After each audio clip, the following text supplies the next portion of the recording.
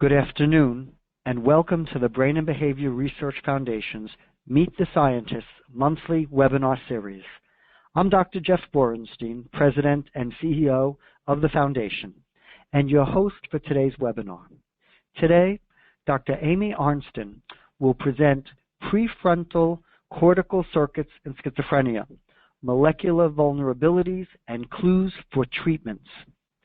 The Brain and Behavior Research Foundation is committed to alleviating the suffering caused by mental illness by awarding grants that will lead to advances and breakthroughs in scientific research. The Foundation is the largest private funder of mental health research grants. Since 1987, the Foundation has awarded more than $360 million to fund more than 5,000 grants to more than 4,000 scientists around the world. 100% of all donor contributions for research are invested in our grants to scientists who are working to find breakthroughs in disorders such as ADHD, anxiety, addiction, autism, bipolar disorder, borderline personality disorder, depression, OCD, post-traumatic stress, and schizophrenia. I'm delighted to introduce Dr. Amy Arnsten. Dr. Arnsten is Professor of Neurobiology at the Yale University School of Medicine. She is the 2015 recipient of the Foundation's prestigious Goldman-Rachik Prize for Cognitive Neuroscience Research. She's a member of the Foundation Scientific Council and a recipient of both a 1998 Independent Investigator and a 2008 Distinguished Investigator grant. Today's webinar will begin with Dr. Arnsten's presentation. This will be followed by a question and answer period. To submit your questions, please use the Questions tab on the control panel of your screen. Please feel free to submit your questions throughout the presentation. I will present your questions to Dr. Arnsten, and we will address as many as possible in the time allotted. And now I'm pleased to introduce Dr. Amy Arnsten. Amy, the floor is yours. Thank you so much, Jeff. And thanks to all of you for joining me this afternoon to talk to you about our research on prefrontal cortex and schizophrenia, and our dear hope that this work can help identify new strategies for treatments. Now, my interest in schizophrenia began when I was very young, and it was shaped by a powerful experience I had one summer when I was still in college, and I volunteered at Greystone Park, which is the state psychiatric hospital in New Jersey. And I had the extraordinary opportunity to get to know several of the patients quite well, and one particular event has really shaped my whole career. I got to know one gentleman who had been an astrophysicist before his diagnosis of schizophrenia. And when the two of us would talk about astronomy, his favorite topic, you would never know he was ill.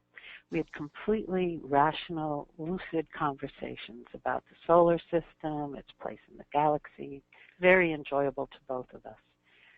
And then one day, as we were talking about astronomy, someone mentioned the name of this one very cruel doctor who did the shock therapy at the hospital.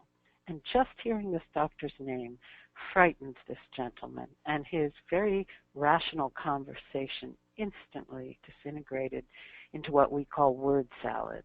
He began to loose associate on the word shock, shock to the nation, shock to the president, until he slowly jangled himself back into outer space, shock to the president's space program, and as he got himself back out into outer space, he soothed himself, his thoughts recongealed, and we continued our discussion. And I knew right then and there that I had witnessed a critical clue about the neurobiology of schizophrenia, and that if I could learn how stress alters the brain's higher circuits, I could begin to learn about what drives the symptom of thought disorder. And so I have been studying how stress affects the brain, and particularly the newly evolved circuits of the prefrontal cortex ever since.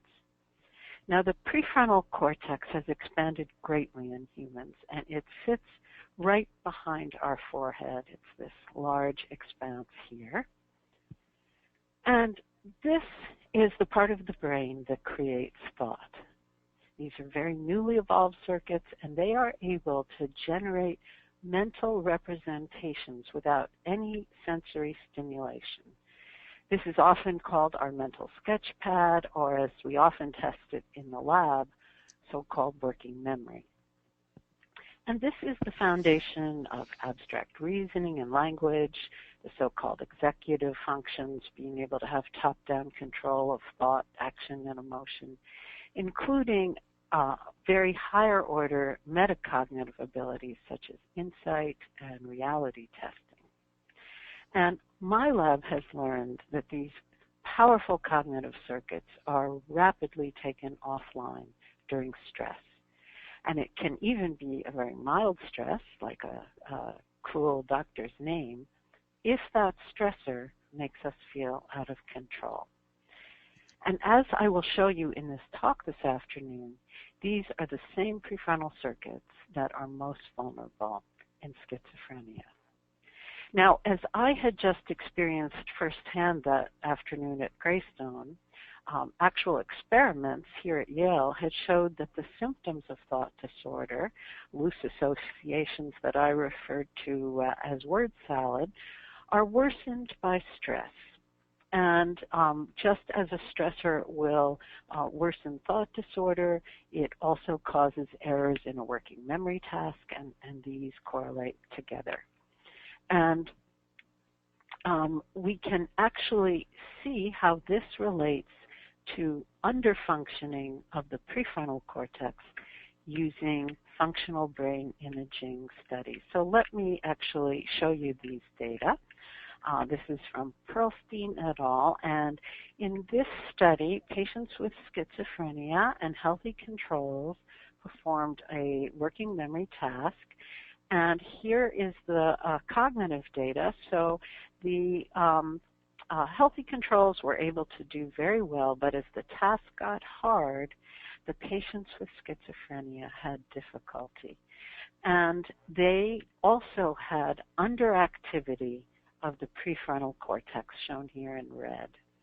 And the degree of the underactivity in prefrontal cortex, and we can see that getting worse and worse over on this graph, correlated directly with increasing thought disorder, so ratings of disorganization. So you can see these subjects with the greatest thought disorder also have the greatest underactivity in prefrontal cortex.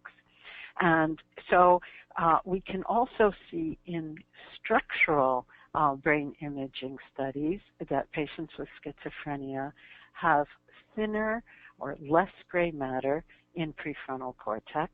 And so this wonderful study done by Ty Cannon compared twins, healthy twin to a monozygotic afflicted twin, and you can see the great amount of gray matter loss in the prefrontal cortex in the afflicted twins.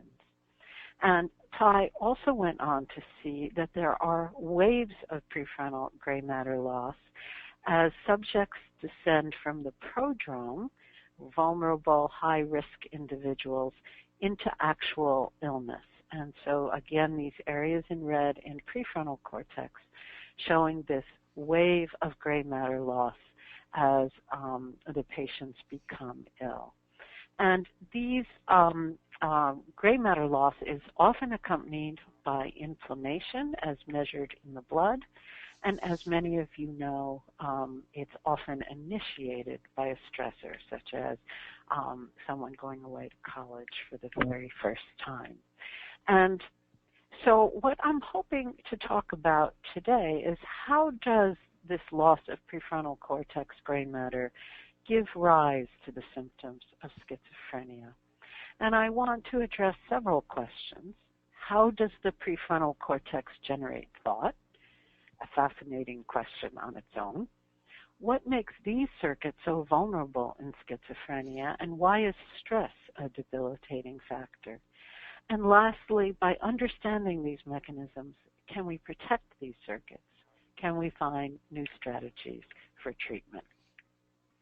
And so to address these questions, we first have to know a lot about the circuits in the prefrontal cortex that generate mental representations, that generate thought.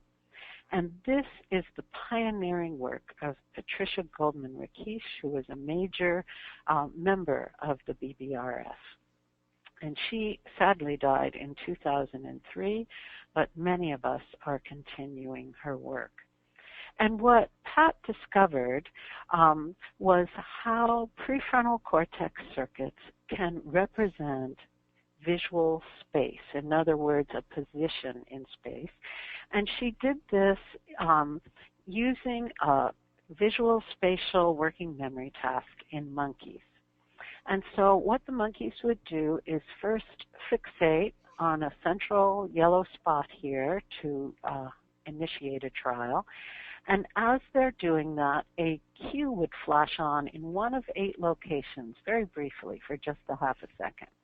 And then there would be a delay period in which they'd keep fixating, but they had to remember that location without any sensory stimulation. At the end of the delay, typically several seconds, the fixation point goes off, and that's the signal for the monkey to know to move its eyes to the remembered location. And if they're correct, they get a favorite goose reward.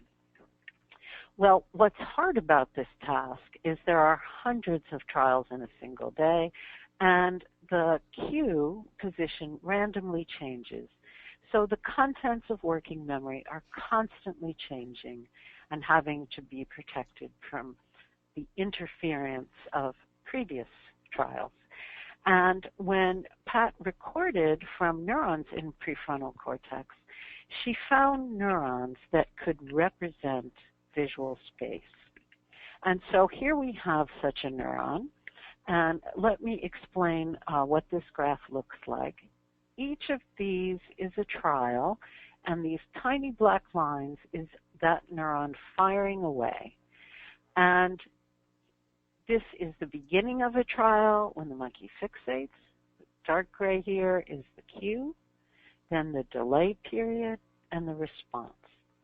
And as you can see for this neuron, it starts firing during the cue if that cue had been at 90 degrees, but not any of these other locations. And then it continues to fire across the whole delay period and gives a little burst at the response. And it does this on every trial if the cue had been at 90 degrees, but not on any of the trials if it was other locations. So if at the end of the delay period this particular neuron is firing, the brain knows, that meant the cue was here and I should look over there.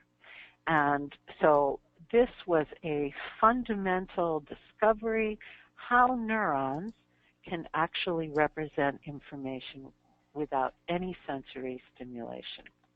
And then Pat went on to figure out the circuitry in brain that creates this, and she found this series of neurons, in particular what are called pyramidal cells, in the deep part of layer 3. And that detail is important because I'm going to show you how relevant this is to schizophrenia brains.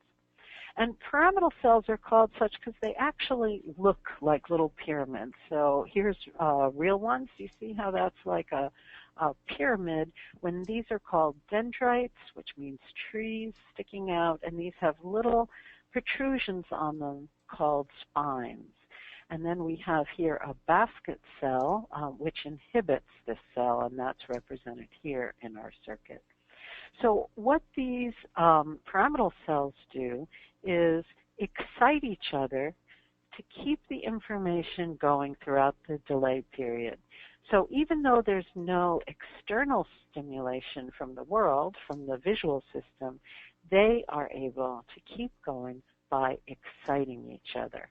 And let me show you a blow-up of what we think these connections look like. So here, let me go back. Here is a dendrite with spines on it, and here is an input from a neighboring cell that comes and connects with that one. And we see this also over here. Here's one cell coming over and exciting the other. And I'll be showing this to you as in cartoon form in a little bit as we talk more about what goes on with these vital connections. But why these circuits are so important for us in studying schizophrenia is these are the very ones that are most affected in this disease. So David Lewis's lab has shown a tremendous loss of spines and even some of these dendrites themselves in patients with schizophrenia. And this fit with Pat Goldman-Rakesh's original discovery that the neurons in schizophrenia are packed much closer together because they have lost these connections that are usually between them. And so what we're learning is that in schizophrenia there is a loss of connections in these circuits that generate thought. They're profoundly underactive, so the mitochondria are dysfunctional. And so we have this loss of persistent firing needed to generate the strong mental representations that guide our thoughts. And we can see this in functional MRI studies in patients doing working memory tasks. So what is causing this? Why are these connections so vulnerable when those, for example, in primary visual cortex are not? And this is what we've been studying, trying to understand the needs of these circuit connections. So let's first describe what happens in a healthy connection in layer 3 of the dorsolateral prefrontal cortex. Neuron number 1 needs to excite its neighbor, neuron number 2, and it's doing this through connections on these dendritic spines, which are very long and thin. And this is done when neuron 1 releases packets of glutamate onto the second cell, and the glutamate is received by a specialized type of receptor called NMDA receptors. However, there's a challenge. NMDA receptors are very special because they are blocked by magnesium when they sit in an unelectrified membrane. So they need something to electrify the membrane and kick this magnesium out. And what does this in prefrontal cortex, in these special newly evolved circuits, is the arousal chemical acetylcholine, which is released when we're awake but not in deep sleep. And what we've learned is that acetylcholine engages these nicotinic alpha-7 receptors, which are right next to the NMDA, and that electrifies the membrane, kicks out the magnesium, and allows the glutamate to open the NMDA channel and excite the next cell. And we think this is what allows conscious thought when we're awake, as acetylcholine is released when we're awake but not in deep sleep. So that in itself is really fascinating. But this is also very relevant to schizophrenia because nicotinic alpha-7 receptors and NMDA receptors are both the subject of genetic insults in some families with schizophrenia. And so having less excitation of this receptor or less ability to engage NMDA receptors, and of course this would weaken the ability to have excitation in these circuits. We've wondered if this is why so many patients with schizophrenia smoke cigarettes, to self-medicate, to have the nicotine to engage the alpha-7 receptor. And there are drug companies now working on drugs that will specifically stimulate this receptor and not all the other nicotine receptors that give us addiction. And so these are currently under development as potential treatments. And our data recording from prefrontal neurons shows that these drugs must be given in just the right dose.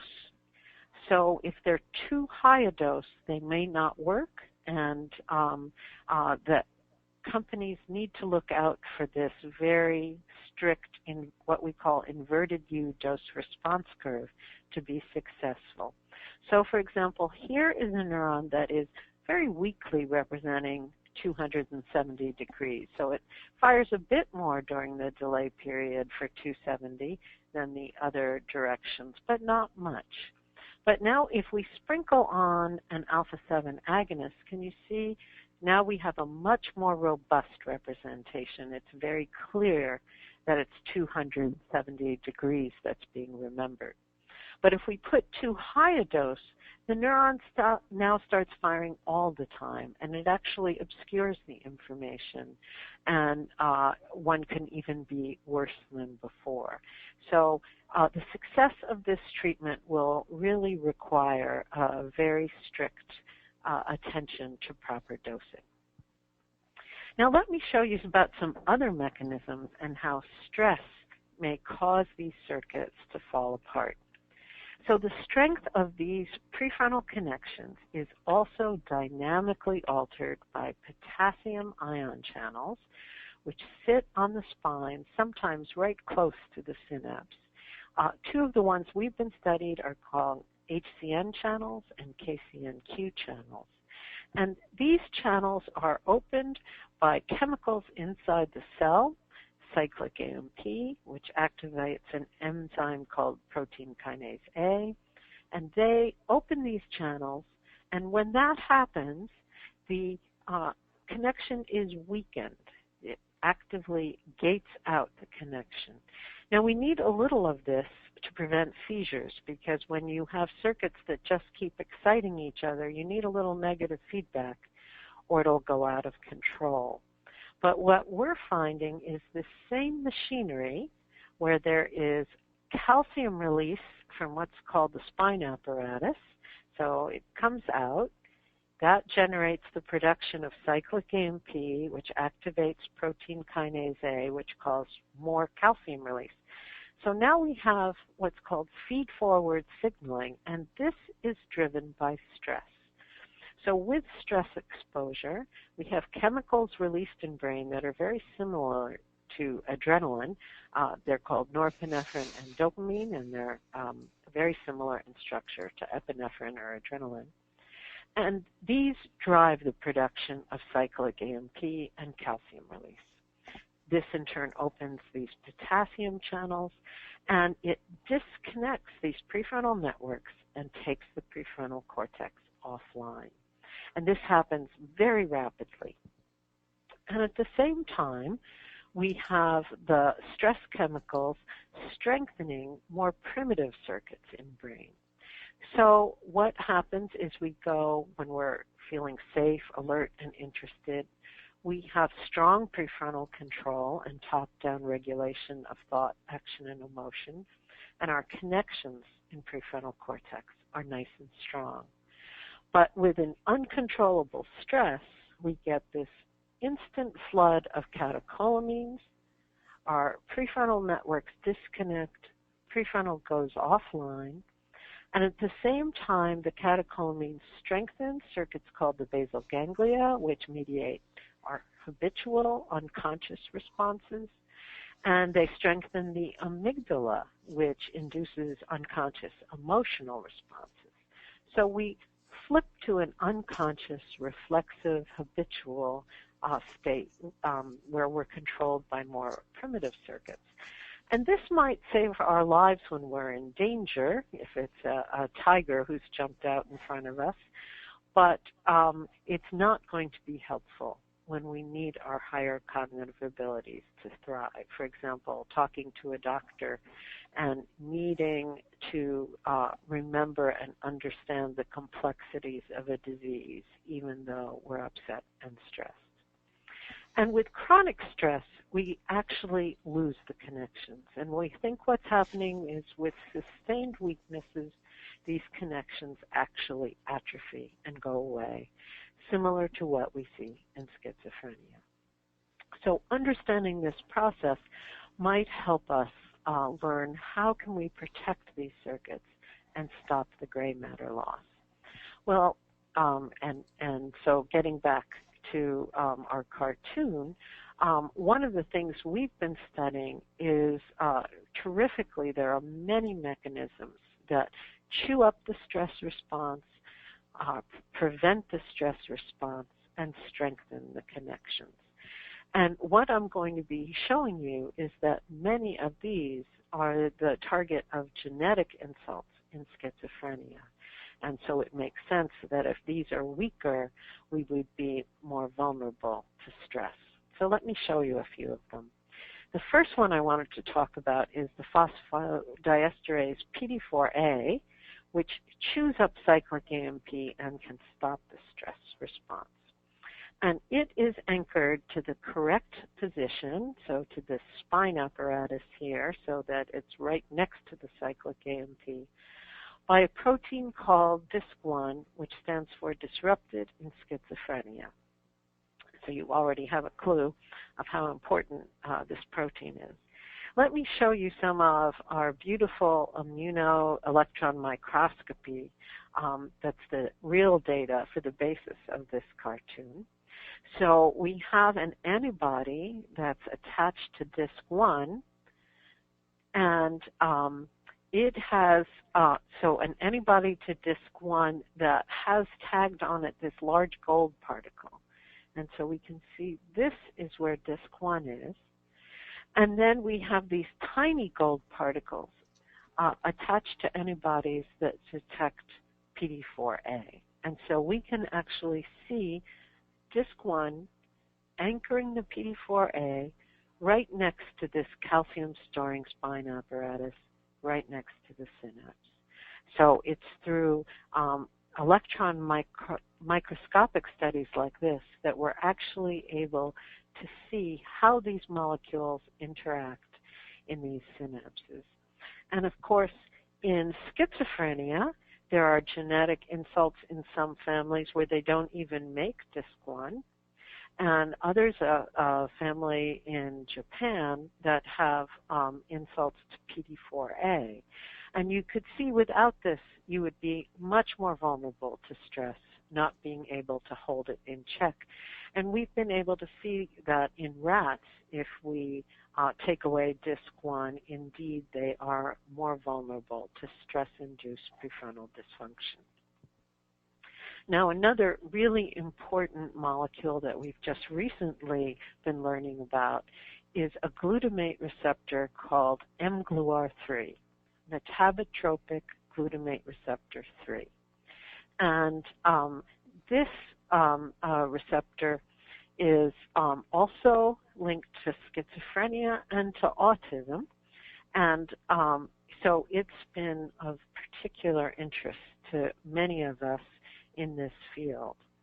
And mGluR3 can be stimulated by glutamate, but also a chemical that's directly related to glutamate called NAG, N-acetyl aspartyl glutamate, and it gets released along with glutamate and specifically stimulates mGluR3.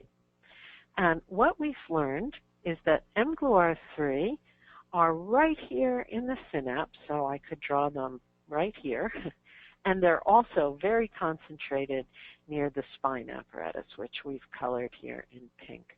And so they're directly positioned to be able to inhibit the production of cyclic AMP and stop that from occurring and therefore reduce the stress response. And if we stimulate mGluR3 with NAG, what you see is here is a cell firing during the delay period for its preferred direction, the one it's supposed to represent. And if we sprinkle on some NAG, it does a much better job of this. And so this is part of what makes these connections so strong. Now, in schizophrenia, it's been shown that there are reduced levels of mGluR3 in prefrontal cortex and also increases in this enzyme, glutamate carboxypeptidase 2, which destroys NAG. And so it means that there is likely much less NAG as well as lower amounts of mGlu3 themselves. And so ideas for therapies would include not only drugs that can stimulate mGlu3 directly, but drugs that can inhibit that enzyme. And we already have some of these drugs, and we can see they also have beautiful effects on prefrontal firing. So this may be another highly novel direction for potential treatment. And then speaking of treatments, I wanted to talk about just one more possibility, something where we have already had some success translating to the clinic. And this is the noradrenergic alpha-2A receptor, which just like the mGlu3 inhibits the production of cyclic AMP, and it's a receptor that gets engaged when we feel alert, safe, and interested. And REM, electron microscopy, has shown that these receptors are also on these spines right near these HCN channels. So the small gold particles are the alpha-2A receptors, and here's the HCN channels, another example here. And when we stimulate these receptors with a drug called guanfacine, we get, again, the really nice enhancement of delay cell firing. And guanfacine, when given systemically, can improve performance of a whole variety of prefrontal tasks. It improves working memory, it reduces distractibility, it helps with impulse control so that monkeys can wait longer for a larger reward, something that in little kids is called the marshmallow task. And very importantly, it can protect prefrontal gray matter from chronic stress. So this was a study that we did in rats, and if the rats received guanfacine, they did not lose these spines when exposed to a stressor. So, and guanfacine can also reduce inflammation, which might make it valuable as well. So based on our data in animals, guanfacine is now in widespread use for a number of prefrontal-related disorders. It was approved by the FDA in 2009 under the brand name of Intuniv for treating ADHD, and it's widely used off-label in treating Tourette syndrome, autism spectrum disorders, aggressive symptoms, and PTSD in children. So it's been very helpful in children who have been traumatized, abused, neglected. And it's also being tested in the treatment of a number of other prefrontal disorders, mild traumatic brain injury, substance abuse, a lot of work here at Yale showing it can help people quit smoking because it's helping with that top-down control. It's used by anesthesiologists to help people who are emerging from anesthesia with delirium because it allows the prefrontal circuits to reconnect. And there's a group in London using it to treat strokes and infections that affect the association cortex, these higher brain regions. I have wondered if it might be helpful in prodromal schizophrenia, helping protect that special gray matter and slowing or hopefully even stopping that loss of gray matter and slide into illness. So I'm hoping this is something that people can start to test.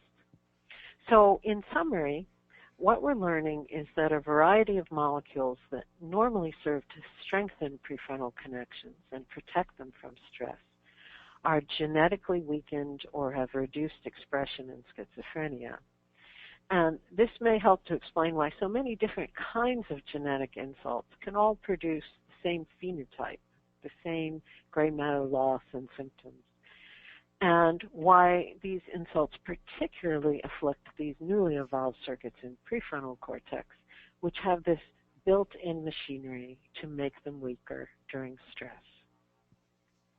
And learning about these molecular mechanisms has already identified some new potential therapeutic targets to strengthen and protect prefrontal circuits most at risk for schizophrenia, and I've heard of at least several companies interested and certainly hope they proceed. I'd like to end by acknowledging the many people in my lab who have done this work. In particular, Konstantinos Paspalis did the beautiful EM I showed you. Min Wang is in charge of our physiology, and Avis Haynes did the dendrites and spine data that I showed you. And of course, most of all, thanking NARCED for supporting us all these years, and especially at critical points when one has a new, exciting idea and you need that extra data to convince NIH that it's worth pursuing. So let me end with this take-home message. We are learning about how molecular insults lead to prefrontal dysfunction in schizophrenia, which may identify new strategies to protect these vital circuits. And now I'd be happy to take questions. Amy, thank you very, very much, not only for the work you do, but for a very detailed presentation that is a lot of information. And one of the questions that people are interested in is how long does it take for these basic science discoveries to end up, getting into the clinic? What is that timeline? What is that process? That's a wonderful question, and it really varies depending on the mechanism and the molecule. So, for example, with guanfacine, we were very lucky because it had already been approved for human use for the treatment of high blood pressure.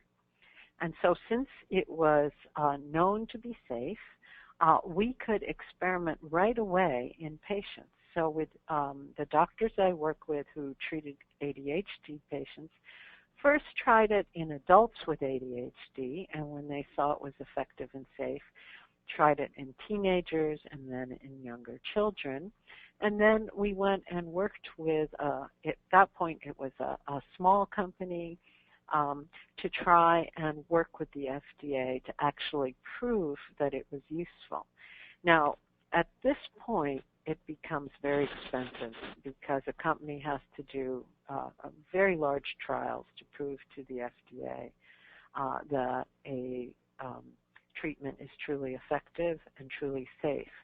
And especially if you're giving something to children or teenagers, the FDA, I'm very glad to see this, they had this company do all sorts of extra safety trials. And it was only when they were really convinced that they allowed this compound Intuniv to be sold. And that whole process really took about 4 or 5 years to do these very large trials and then all these extra safety trials. And that was with a compound that was already approved for human use. What makes it even harder is when it's a brand new compound, and first the company has to show that it is safe to even be tried in a human. So there are a lot of studies first done in animals, then in healthy individuals, and then and only then are you allowed to go and see, does it actually help the patients you're interested in. So drug development is a slow, expensive, long process, but it's so valuable because I'm really hoping that we're at long last learning enough about the circuits afflicted in schizophrenia that we can start to have rational drug development for schizophrenia the way we have had, for example, for cardiac illnesses. A very good answer that really puts into perspective what that process is. I want to ask a little bit about the prodromal phase, the types of things that parents should look for in their children? What should they be concerned about? And if they see those things, what should they do? Well, first of all, Jeff, I want to say that I am a basic scientist, not a clinician. So I have listened to physicians talk about this, but to really know the ideal answer to your question, I think physicians with direct experience would be more helpful. But I know just from my own discussions with physicians that very often there are milder symptoms of schizophrenia, the beginnings of thought disorder, the beginnings of hearing voices. And usually a teenager won't talk about these things, but sometimes if you ask them, they will open up about it. And they often are becoming more withdrawn. And of course that can be hard to tell from a typical teenager, since that happens as well. But losing friends, doing worse in school, and that not being quite in touch with reality. So having a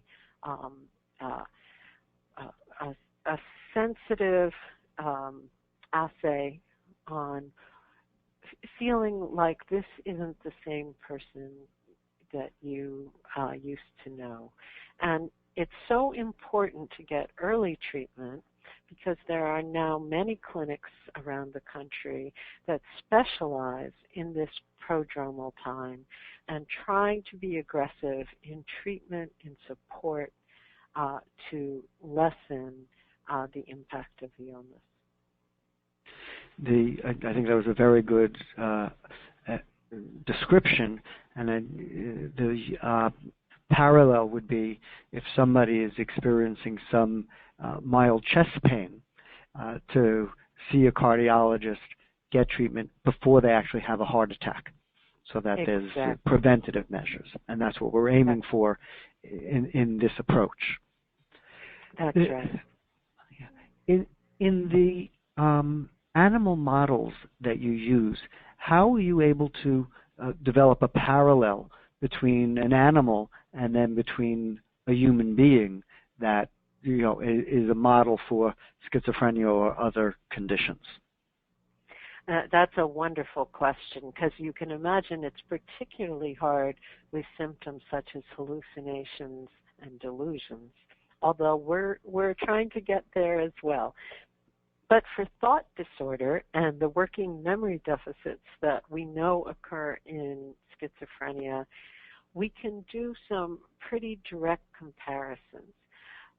We know that these prefrontal circuits are the ones most altered in schizophrenia, and monkeys have these circuits. And we know that patients with schizophrenia are impaired on the exact same tasks that our monkeys do. So in this way, we can have some very direct parallels, and that is really helpful to have this bridge at last between this terrible disease and an animal model where we can actually try to understand what's happening and develop therapies.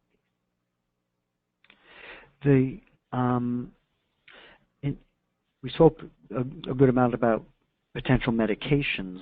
I'm wondering if in your studies you've looked at other interventions beyond potential medications that can help with regards to the response to stress, etc. In our own studies, we're only focusing on molecular aspects and therefore potential medications that would alter those molecular pathways. But one could imagine that things that would reduce stress and allow greater support might be particularly helpful during the prodrome. And I know there are people also who are doing work with a method called TMS, transcranial magnetic stimulation. And this method allows you to actually apply a magnetic field over the skull and And if anybody has had basic physics, you know that a magnetic field can alter an electrical field, and in this way alter the electric responses of brain cells. And so work here begun by the late Ralph Hoffman was using TMS to try and reduce hallucinations. And that work had shown that one of the brain's language centers, something called Wernicke's area, was overactive during auditory hallucinations when people were hearing voices. And he started using TMS to reduce the activity of Wernicke's area. And my understanding is that this method has been helpful, at least in some people, and especially those with large numbers of auditory hallucinations. And that is something that is not involving a medication, but instead taking advantage of our increasing knowledge of how these cortical circuits create thought. The in a broad way, the areas of symptoms are, for people with schizophrenia, often are the hallucinations, the delusions, but then there's what we refer to as the negative symptoms that people have, which can affect social interactions, and in many ways are more difficult to treat often than the hallucinations. Where, in terms of your research, how does it relate to each of those types of symptoms? So my own research doesn't directly relate to the negative symptoms of the altered mood, and so the feelings of less pleasure, and as you talked about, the reduced social interactions. My understanding of the field is this may involve another part of prefrontal cortex in the middle that's more involved with regulating emotion and social interactions, and that talks directly with deep parts of the brain where a lot of our reward circuitry is. And we do not know yet if these middle parts of prefrontal have the same chemical needs as the cognitive parts of prefrontal. And I would guess they'd have some things in common and others that are different, and that this will be one more challenge. But there's also research on autism that's beginning that might shed light on this. And so the two disorders, which have some things in common, many things not, but also sometimes shared genetics, as I tried to point out for a little bit, that having knowledge emerging about both of these conditions can help us understand each other. Right. If we look at all of the psychiatric conditions, the organ is the brain. So it's one organ, and understanding the brain helps us understand different aspects of different illnesses. So it's a very important point. Most of these disorders involve dysfunction of prefrontal cortex. I have gone on to say that if we call it a psychiatric disorder instead of a neurological disorder, it's because there's malfunctioning of prefrontal cortex. And explain that a little bit more. That's a very good point. Well, the prefrontal cortex is what is generating thought, controlling thought, action, and emotion.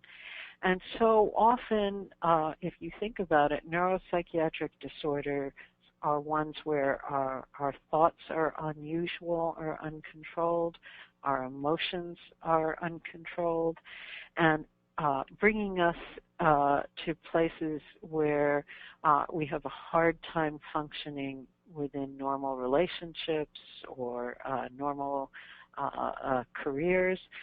And these are all the domains of this newly evolved cortex.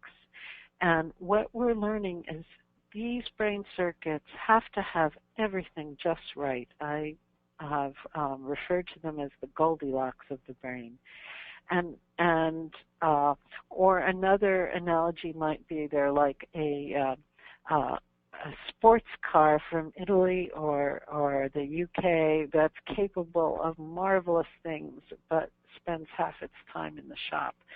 That it has to have everything functioning perfectly, and so is particularly vulnerable to all sorts of insults. And then when you add into that it has built-in mechanisms to actually go offline with stress exposure, if you can't control this genie in the bottle, you're going to be causing prefrontal cortex to weaken just on its own, because now it unleashes these detrimental molecular actions. So all we've been learning about it is that it's extraordinary in its number of connections, its flexibility in generating the vast cognitive experience that humans have, but so many different things can go wrong to hurt it. I think that's a very important point. Often when people say, the percentage of people that have an illness, we know 1 in 5 have one of the major illnesses at some point. And in some ways, given how complex the brain is, it's amazing that the 4 out of 5 don't. Exactly, I would the say. areas that something could go wrong. That's right. We should all be falling apart all the time if we understood how complex it all was. Right, it really is complex. Is there work either in your lab or in others that you're aware of looking at the issue of substance misuse and how it affects this prodromal or puts people at risk, especially in the context of the legalization of marijuana in various places around the country, and concerns that could potentially be put some people at risk? Absolutely. And you also, I hope, get the intuition from listening to this about how someone in the prodrome would be trying to self-medicate to try and make this better. So one of the things we talked about was smoking and how nicotine might be truly helpful. But then also with marijuana, which is increasingly easily available, you can imagine that some kids would do it just to mask their unusual thoughts and hallucinations and make them feel like, oh, they're just part of my drug experience. They're not that I'm going crazy. And others would do it to potentially actually feel better as part of self-medication. And my understanding of the genetics is that for some people, smoking marijuana really wouldn't matter. But for certain genotypes, it tremendously increases your risk of schizophrenia. And so for those teenagers, having such easy access would be particularly dangerous. I should say, in the broader sense, for substance abuse, one of the things that many substances, like cocaine, for example, alcohol, when it's overabused, these agents weaken prefrontal and also can cause this loss of gray matter. We see, for example, that cocaine causes prefrontal neurons to stop firing. So here you have this region that you need for self-control to be able to say, don't do this because this is going to be harmful in the end. It might feel good tonight, but it's going to lead me down a really horrible path. And if you have the very cortex that normally is guiding you being weakened, you become increasingly susceptible, and that is very much part of the addictive process. Yep, very good advice, very good point. I want to ask you, as a person who's dedicated your career to research, to understanding this, to having an impact, where do you see the future? And if you had a magic wand and could make anything happen that you wanted, what would happen? What would occur to push the research along even further? Places like NARSAD and the NIMH would have so much money that I wouldn't spend 4 months writing grants to the NIMH that then were not funded because 90% of grants these days are often rejected. The pay line can be so low, and it can especially be hurtful when you have a new idea, and so the reviewers haven't heard it before. And that's, of course, where NARSAD funding is so important, because that allows you to get the data to convince reviewers that this is an idea worth exploring. The other thing that's going to be increasingly important is communication between researchers and pharmaceutical companies. I've been very sad to see how many drug companies have given up on neuroscience because it's so complicated. And I'm so hoping that if we can get 1 or 2 successes, it will encourage them to come back to do their own research in-house and chase these new directions, now that we've learned that these newly evolved circuits have very different needs, and that we have to pay particular attention to what they need, how to protect them, so that we can treat these disorders in humans where these newly evolved circuits expand tremendously and make up so much of who we are. I think that's good advice, and anybody listening, please, number one, if you're able, make a donation to Brain and Behavior to help support the science. And number two, certainly from a political standpoint, encourage the government to spend more on research. I want to ask a question that just came in based on your prior discussion of sensitivity to substances. Are there any tests that parents should be aware of to look for that genotype of extra sensitivity, and what can parents be doing about that? At this point in time, I think doctors are not recommending general genotyping, in part because the genetics are so complex, and you'd need to have a physician who is probably a researcher who would be able to guide through the intricacies of that world. But I think we're getting there, and hopefully, certainly if you had suspicions that your child's substance abuse was making them worse, it would be an important time to have the doctor speak with you and your child about that risk. Okay, good advice. So err on the side of caution, that if a child is showing these symptoms, that puts them at great enough risk in and of itself, where substance misuse is even more risky and dangerous than in the general population. Yes, and hopefully being able to find some other medication that helps ease them in what's bothering them at that point. So giving them the support, not just taking away something that they're trying to help themselves with. Very good advice. Amy, I want to again thank you for all that you've done, for taking the time to do this extraordinary presentation. So thank you very, very much. Thank you so much, Jeff. Oh, my pleasure. I also want to thank everybody who joined us. All of the research we fund is made possible through private donations. So if you'd like to make a contribution, please go to our website, bbrfoundation.org, or call 1-800-829-8289.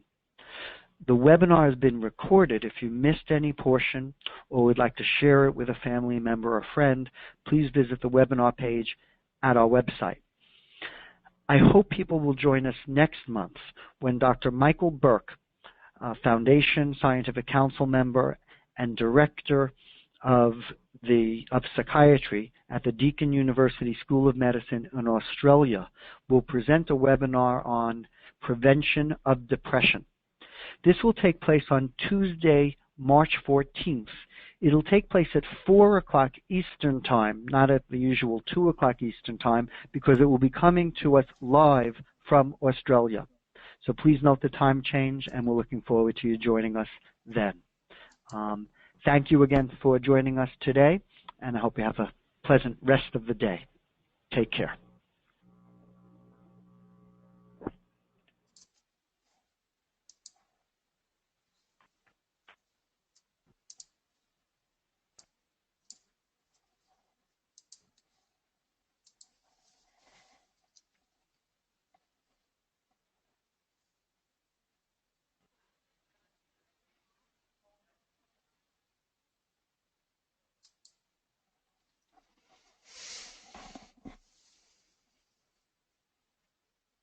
Nico?